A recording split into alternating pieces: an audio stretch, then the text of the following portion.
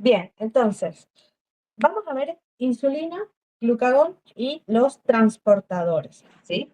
Empezando primero por insulina. Vamos a ver insulina. Sabemos que la insulina es una hormona proteica, ¿sí? Que se produce principalmente para regular el metabolismo de la glucosa, ¿sí? Entonces, ¿qué vamos a ver de la insulina? La síntesis, la secreción, las acciones, ¿sí? ¿Qué es lo principal y lo necesario que vamos a necesitar saber eh, para esta hormona? Entonces, primero vamos a ver la síntesis. La insulina se sintetiza principalmente en las células beta pancreáticas. Bien, acuérdense que estas células forman parte de lo que vendría a ser el páncreas endocrino. Bueno, acá les voy a poner bien páncreas endocrino. En lo que nosotros sabemos que se llaman islotes de Langerhans, ¿sí?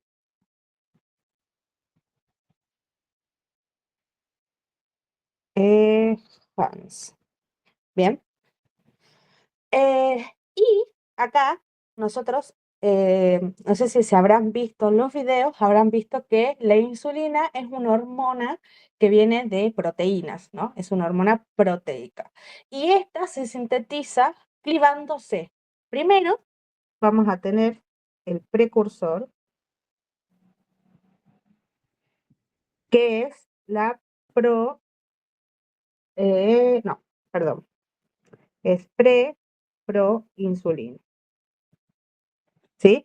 Esta preproinsulina aproximadamente tiene 110 aminoácidos y esta lo que sucede, digamos, con la preproinsulina es que esta se va a ir clivando, ¿bien? Esta preproinsulina se sintetiza principalmente en lo que vendría a ser en el núcleo. Acá les voy a poner. Esta es la primera insulina que te da el núcleo y que después pasa por los ribosomas. ¿Se acuerdan esa parte de cuando el factor de transcripción o el gen se transcribe a ARN y este se traduce después en el ribosoma? ¿Sí? Tiene un peso molecular aproximadamente de 11.500 Daltons, ¿sí? Que se escribe Daltons. Bueno, tiene 110 aminoácidos y contiene, y es algo así, lo voy a hacer con varios colores, así se entiende. Tenemos, uy, ¿qué me pasa? Primero, esto, que vendría a ser el péptido C, ¿sí? Péptido C. Todo esto por las dudas, antes de para que se entienda, tenemos el péptido C que tiene aminoácidos, ¿ven? Cada circulito es un aminoácido, ¿sí? Esto es el péptido C.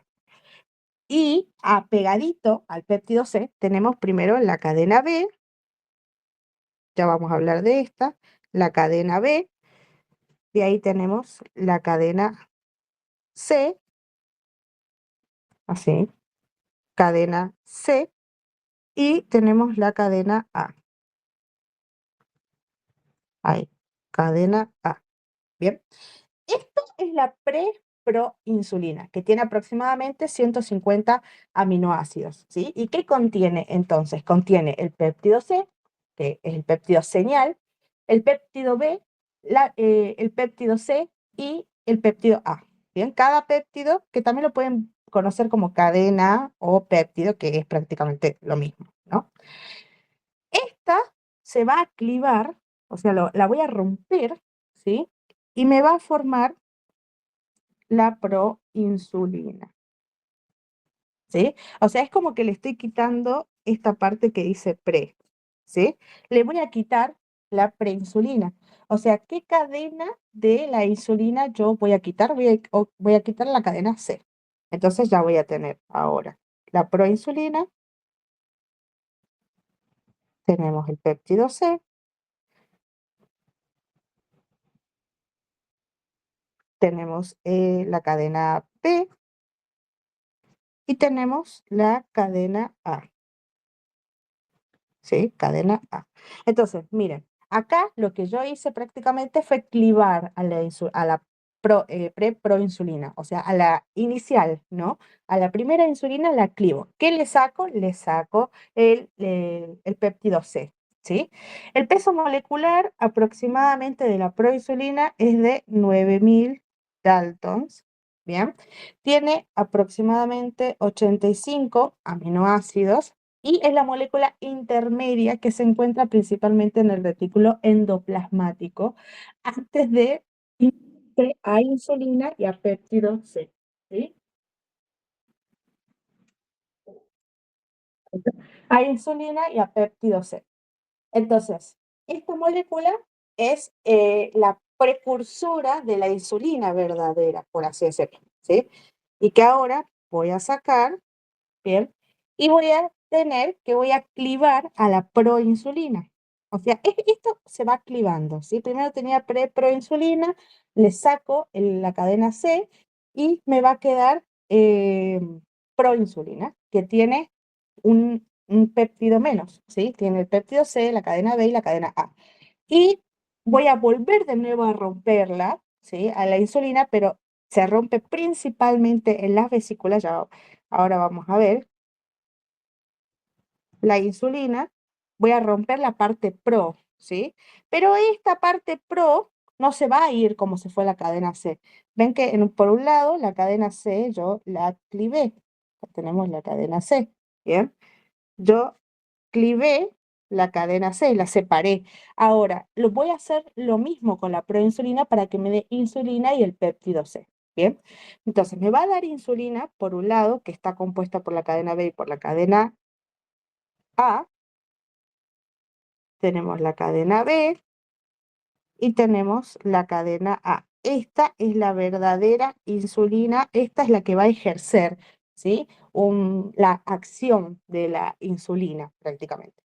Tiene un peso molecular de aproximadamente, o parece que dice un peso molecular de 5800 Dalton aproximadamente y tiene 51 aminoácidos.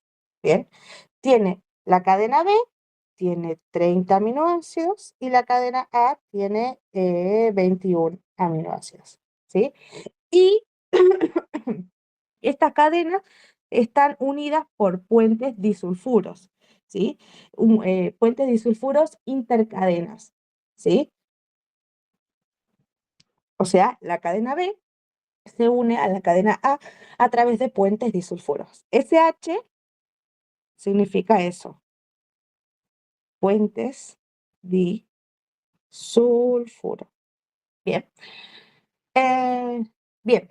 ¿Y, qué hicimos con el péptido C? El péptido C va a quedar por un lado afuera, ¿sí? El péptido C. ¿Y qué va a pasar? El péptido C es secretado junto con la insulina. Por eso siempre hay una cosa que a nosotros nos sirve mucho cuando vamos al laboratorio, el péptido C, porque el péptido C, cada vez que se libera una molécula de insulina verdadera, que es esta que estamos viendo acá, se elimina junto con ella un péptido C. Pero la insulina tiene muy baja vida media, o sea, así como tan rápido se secreta, también muy rápido se elimina de la sangre. Entonces nosotros tenemos una medida de poder eh, medir la insulinemia, o sea, la insulina en sangre, em, con el péptido C, ¿sí? El péptido C tiene un peso molecular de aproximadamente 3000 Dalton, ¿sí? Y es secretado junto con la insulina. Bien, esto así se rompen tanto la insulina, o podemos decir la proinsulina, se rompe en la vesícula y te da insulina y péptido C, ¿sí? Entonces, esto quiero agregar acá, que se rompen en la vesícula. ¿Por qué la insulina? Acuérdense, la insulina se elimina por exocitosis, ¿sí? Entonces, nosotros tenemos en el ribosoma a mí repasito por las dudas. En el ribosoma a nosotros nos da la preproinsulina, que en el retículo endoplasmático la preproinsulina se convierte en insulina, ¿sí? En el retículo endoplasmático. Perdón, la preproinsulina se convierte en proinsulina, ¿sí? Después tenemos que en el aparato de Golgi, ¿sí? Y en la vesícula, aparato de Golgi, y en la vesícula se encinde, o sea, se rompe la proinsulina en insulina, que tiene una cadena A y una B unidas por puentes disulfuro. Y te da el péptido C, que el péptido C se secreta junto a la insulina y se usa como marcador de secreción endógena de insulina, ¿sí? Porque ya les expliqué que como la insulina tiene muy poca vida media, cuando nosotros queremos hacer análisis de sangre, vamos a optar por el péptido C, ya que tiene una vida media más larga y eso a mí me ayuda a poder saber si el paciente está o no secretando insulina. Si, por ejemplo, nos dan un análisis de laboratorio y vemos que no tiene péptido C o que acaba de comer y el péptido C no lo tiene aumentado, nos está prácticamente diciendo que no se está liberando insulina. ¿Por qué? Porque con el péptido C nosotros liberamos junto con él la insulina. ¿Sí? Bien, ahora vamos a tener la secreción. Bien. Cami, Eh, sí. entonces cuando el péptido C está disminuido es, ¿no? Lo del laboratorio. Podés pedirlo, no, podés pedirlo cuando vos quieras ver que el paciente tiene algún problema con la insulina, con la secreción de la insulina. Y te puede estar disminuido como puede estar alto, eso va a depender. Bien, ¿Mm? Por ejemplo, te doy un ejemplo. Puede estar alto cuando el paciente tenga una resistencia a la insulina, porque nosotros sabemos que la resistencia a la insulina es cuando la insulina no puede ejercer su acción sobre los receptores tirosinquinasa. Entonces, ¿qué hace el páncreas? Libera mucho más insulina para ver si algo puede hacer con más insulina, lo cual no hace nada.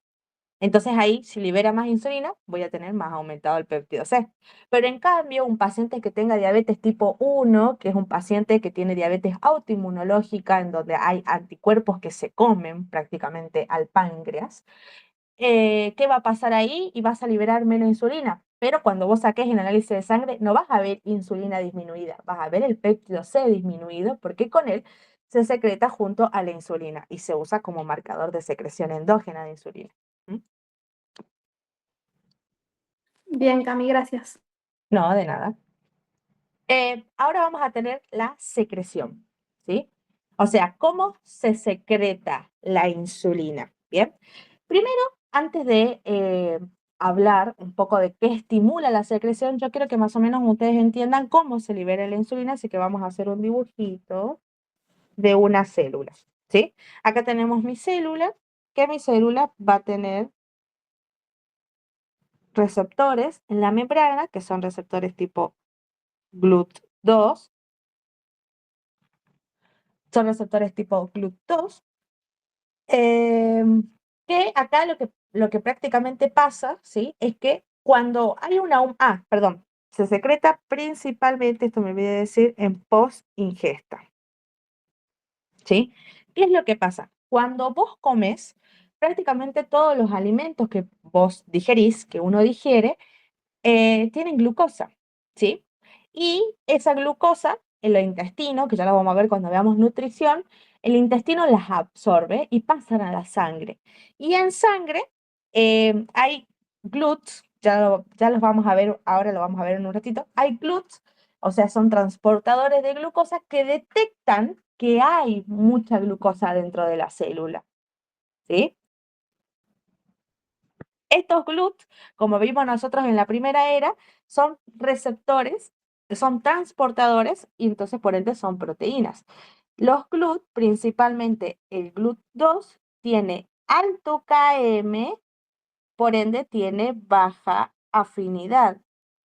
¿Qué quiere decir esto? ¿Qué quiere decir Km? ¿Se acuerdan cuando vamos a hacer un repasito tranqui de la primera era? Cuando habíamos visto Km, habíamos visto que era uno de la forma de regular a las enzimas, ¿sí?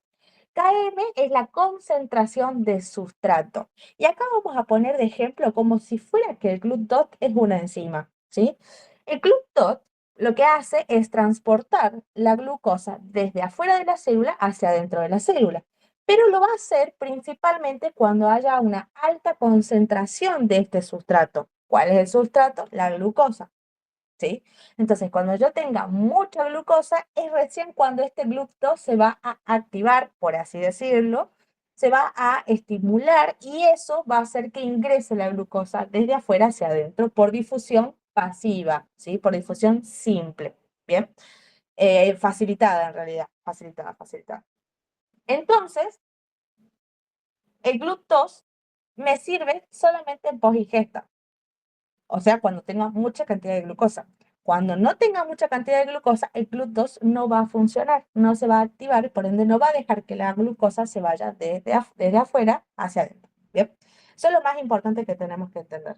Entonces, tenemos en la sangre, afuera, mucha glucosa, ¿sí? Acá voy a poner glucosa. Glucosa. ¿Bien?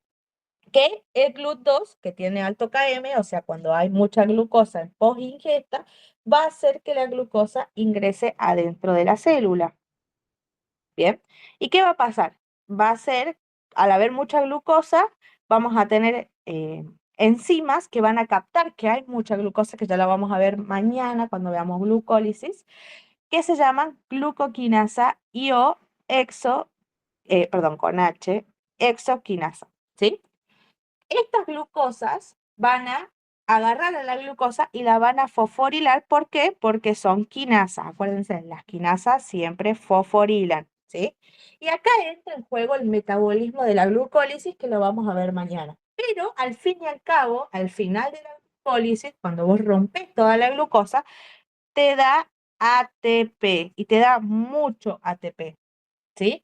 Entonces, ingresa la glucosa, ¿sí? Y se fosforila por la gluco o exoquinasa. Eso hace que aumente el ATP y aumentar el ATP cierra unos canales que tenemos ahí, que son unos canales de potasio, ¿sí? Son canales de potasio. Estos canales de potasio, ¿qué es lo que hacen? Hacen que el potasio salga hacia afuera de la célula. Y acá vamos a entrar en juego con fisiología. ¿Se acuerdan que cuando el potasio salía afuera de la célula se producía el potencial de acción en la fase de la repolarización? ¿Sí? ¿Por qué? Porque estaba sacando cargas positivas hacia afuera de la célula. Y si yo sacaba cargas positivas, la célula se hacía más negativa.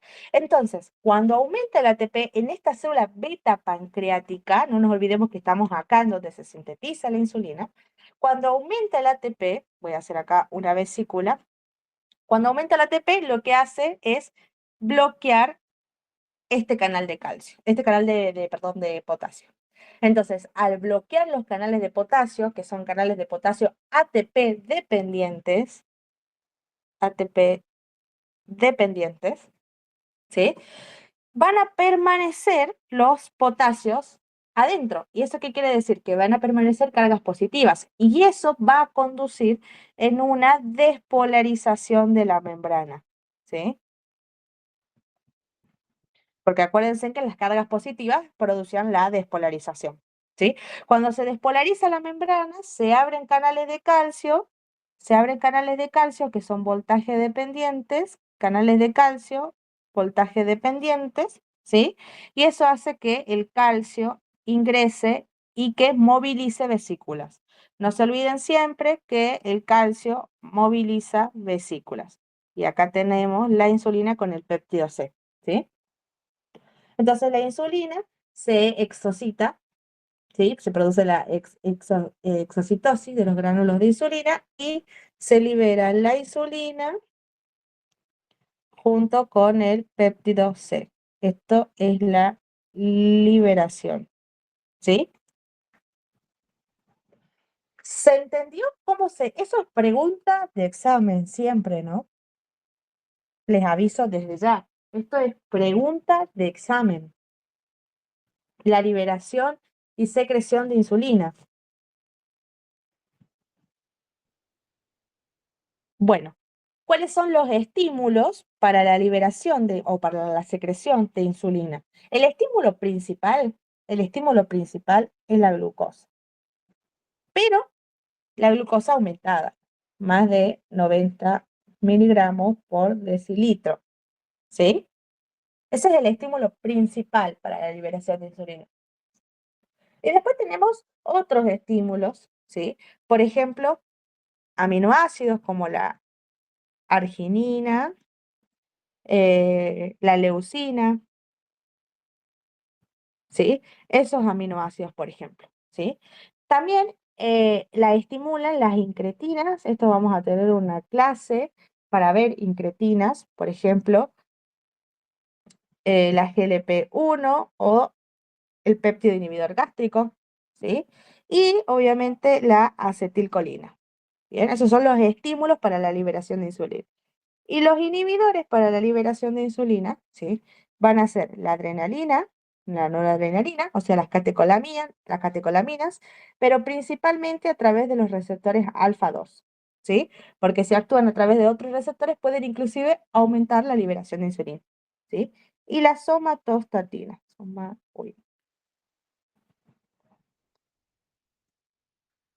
Bien,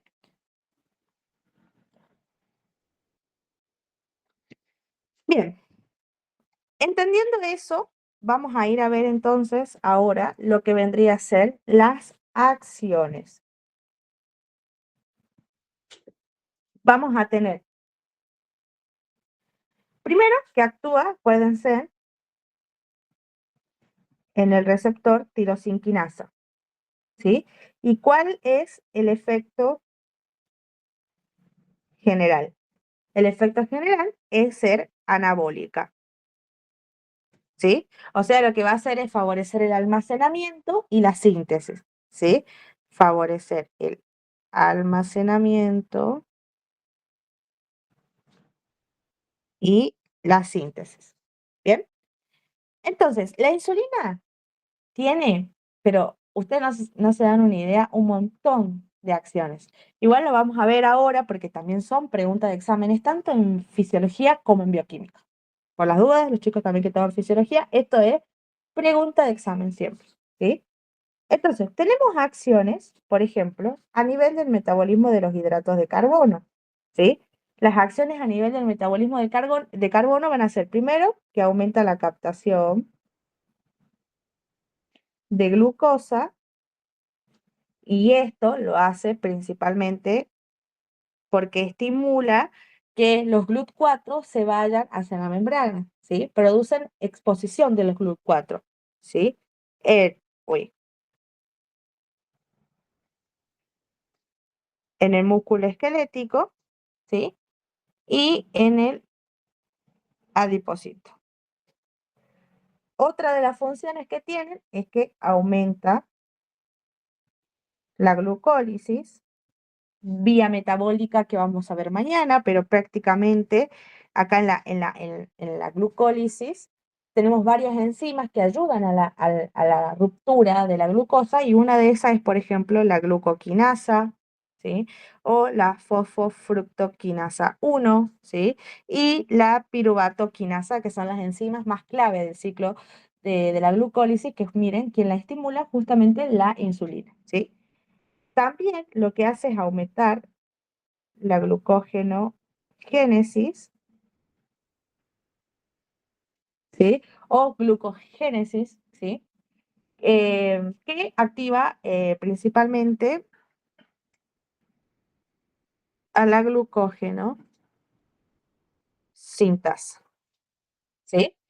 Y otra de las acciones que hace a nivel del metabolismo de los hidratos de carbono es que disminuye la acción tanto de la gluconeogénesis y disminuye también la liberación de la glucogenólisis. La gluconeogénesis, ¿sí? Es la formación de glucosa a partir de procedimientos que no son hidratos de carbono, y la glucogenólisis es la ruptura del glucógeno, ¿sí? Esto lo que hace es, eh, haciendo, digamos, estas inhibiciones, es cuando inhibe tanto a la fosfoenolpiruvato carboxiquinasa y la glucosa 6-fosfatasa, que son enzimas claves de la vía de la gluconeogénesis. ¿Bien? Ahora, a nivel del metabolismo de los lípidos, es muy importante, ya lo vamos a ver cuando entremos en la parte de los lípidos, lo que hace prácticamente es aumentar la lipogénesis. Acuérdense que prácticamente la insulina es una hormona anabólica. ¿Qué quiere decir esto? Que aumenta la síntesis de las cosas. Así que prácticamente todo lo que diga génesis en una vía, la insulina está ahí estimulándolo. ¿Sí? En cambio, todo lo que diga lisis, vos después de la ingesta, todo lo que tenga lisis va a estar inhibido. ¿Sí? En este caso, aumenta la lipogénesis, principalmente la lipogénesis hepática. ¿Sí? ¿Qué es lo que hace? Estimula a una enzima que se llama acetil-CoA carboxilasa, que es la responsable prácticamente de la formación de los ácidos grasos, ¿sí? Y también, aparte de estimular a la acetil-CoA carboxilasa, también estimula a la ácido graso sintetasa, sintasa, perdón. Bien.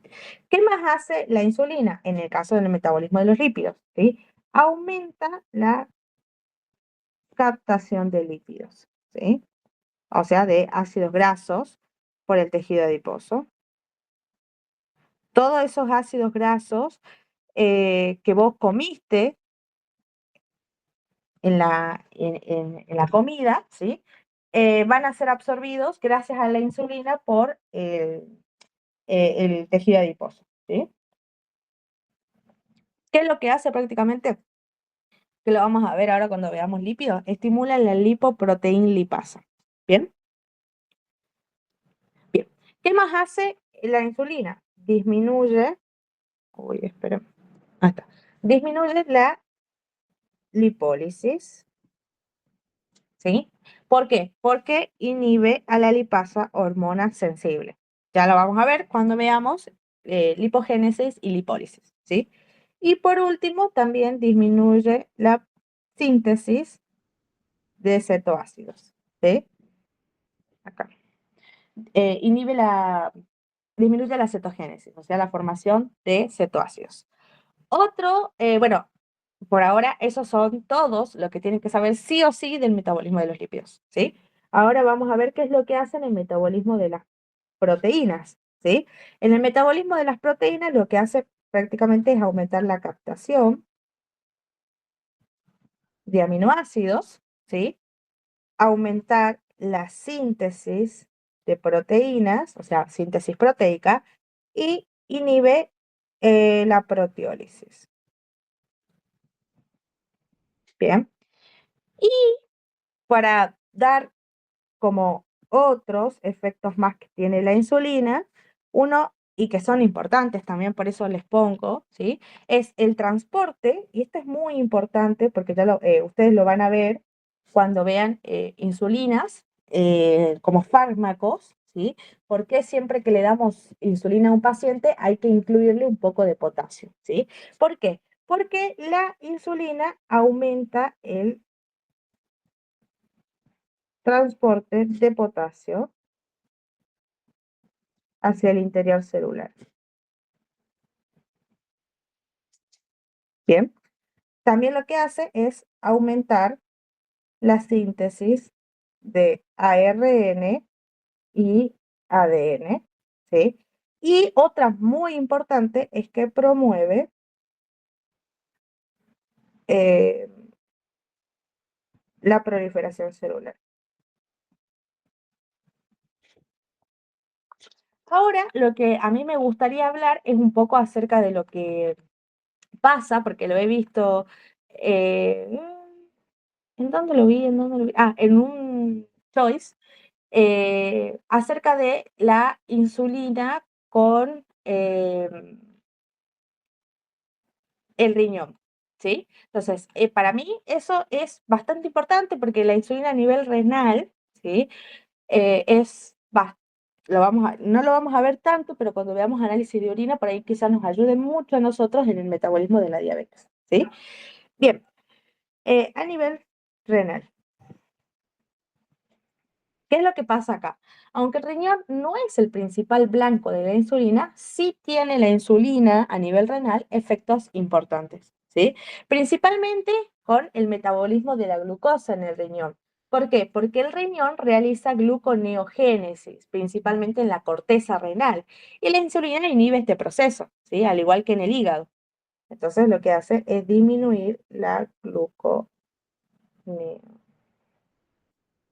El riñón, al igual que el hígado, ¿sí? Es un órgano bastante bueno para regular la glucemia porque aparte de eliminar la glucosa, también puede crear glucosa nueva, ¿sí? ¿Cómo lo hace? Inhibiendo la gluconeogénesis, bueno, recién lo acabamos de ver, pero principalmente inhibe la expresión de enzimas de la gluconeogénesis como la glucosa 6-fosfatasa, ¿sí? Glucosa 6-fosfatasa.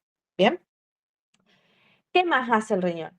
El riñón reabsorbe glucosa. En condiciones normales, la glucosa es reabsorbida por los cotransportadores S-GLUT, que te lo vamos a ver en un túbulo proximal.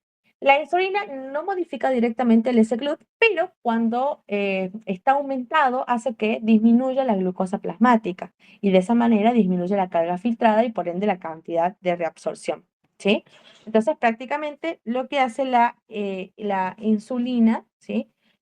Que disminuya la carga filtrada de glucosa. ¿A través de quién? De el S-GLUT2, ¿sí? Esto es muy bueno porque cuando vos no tenés que filtrar glucosa por el riñón tiene que filtrar menos agua, porque acuérdense que la glucosa es osmóticamente activa, ¿sí? En el metabolismo del sodio, ¿sí? La insulina ojo que estoy hablando a nivel renal, la insulina estimula la reabsorción de sodio, ¿sí? Estimula reabsorción de sodio, ¿sí? En, principalmente, digamos, en el túbulo contorneado distal y asa de Henle. Bien, esto ayuda mucho a lo que vendría a ser la contribución de la retención de agua y sodio, ¿sí? Es importante en el contexto, por ejemplo, de una resistencia insulínica en un paciente con hipertensión asociado a diabetes tipo 2, por ejemplo, ¿sí? Entonces, hay que entender esta parte porque nosotros vamos a ver muchos diabéticos y muchos hipertensos, ¿sí? Y por último, el riñón, aparte de estas tres, tiene, es un órgano de degradación de insulina, ¿sí? O sea que prácticamente es en donde se elimina la insulina, ¿sí? La insulina se elimina por vía renal, ¿sí? Prácticamente el 30-50% de la insulina circulante, ¿no? Lo demás lo elimina el hígado, ¿bien? Acá les voy a poner entre un 30 a un 50% y lo demás, uy, el hígado. Voy. Sí, está bien. Bueno, eso fue prácticamente insulina, ¿sí? Vamos a hablar ahora de glucagón. Ahí.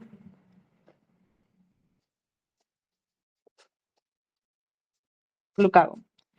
Por ahí algunos lo pronuncian glucagón, otros glucagón, pero bueno, sigue siendo lo mismo, ¿no? ¿En dónde? Entonces vamos a ver primero la síntesis. Esta es lo mismo que la insulina, ¿sí? Es prácticamente lo mismo. Se sintetiza principalmente en las células alfa de los islotes de Langerhans. Acuérdense que la insulina era las células beta. Langerhans, ¿sí? ¿Y cómo se sintetiza? ¿Cuál era su precursor? Es lo mismo que la insulina, ¿sí? Tenemos un proglucagón, ¿sí? Que tiene, que luego se encinde en proglucagón y luego se encinde en glucagón, ¿sí? Que tiene aproximadamente 29 aminoácidos y se encinde cuando se rompe el proglucagón, te da un glucagón que tiene 29 aminoácidos y otros péptidos que son importantes que se llaman incretinas, GLP-1 y GLP-2, ¿sí? Dependiendo del tejido. GLP-1 se libera principalmente en el intestino delgado, como por ejemplo en el duodeno, y GLP-2 en el estómago, ¿sí? Eso depende en qué tejido. ¿Qué quiere decir esto? Que el glucagón no solamente se sintetiza en las células alfa de los islotes de Langerhans, ¿sí? Sino que también se pueden sintetizar en otros órganos, como por ejemplo el duodeno y por ejemplo lo que vendría a ser el estómago, ¿sí? Bien, ahora tenemos la secreción, que es prácticamente lo mismo que la insulina. Acá yo voy a dar un poco más de detalles para que veamos cómo se sintetiza eh, el glucagón, ¿sí? Primero, bueno, estamos en las células alfa. Vamos a hacerlo un poco más grande porque recién me quedó mal, ¿sí? Vamos a hacerlo en las células alfa de los islotes de Langerhans, ¿sí? Y acá esto se libera principalmente cuando hay un bajo nivel de glucosa, ¿sí?